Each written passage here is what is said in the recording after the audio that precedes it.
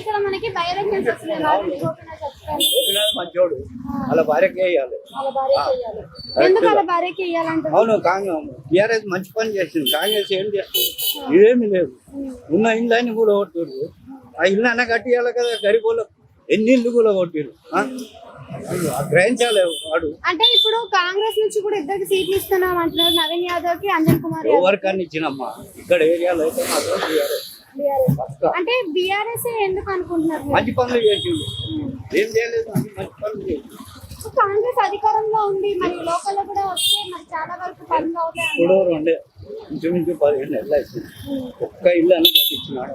అన్ని ఇళ్ళని కూడా ఓకే పర్మిషన్ ఓడిచ్చిండు, కాంగ్రెస్ ఓడిచ్చిండు, వాడే కూడా కొడుతుండు. మళ్ళీ గరీబులకు ఎట్లా?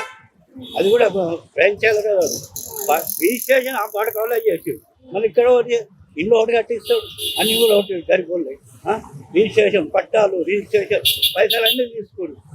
మళ్ళీ ఎట్లా? కాంగ్రెస్ కి బీఆర్ఎస్ కి తేడా అంటే ఏం చెప్తారు? ఇదే కాంగ్రెస్ కాంగ్రెస్ అస్సలు డబ్బి. మరి పథకాలు ఇచ్చింది కదా, ఫ్రీ బస్ కానీ 500 రూపాయల గ్యాస్ కానీ. ఫ్రీ బస్ ఇస్తే ఏదో ఒకటి ఇస్తాడు, అన్ని ఇయ్యాడు కదా. మరి రైతు బంధు ఇస్తుండా, సగం మందికి ఇచ్చిండు, సగం మందికి మాకు. ఏం లేదమ్మా, గరీబ్ వాళ్ళు ఇల్లు గులగొట్టిండు, ఇల్లు కట్టియాలి అసలు రూల్స్ మాట్లాడు.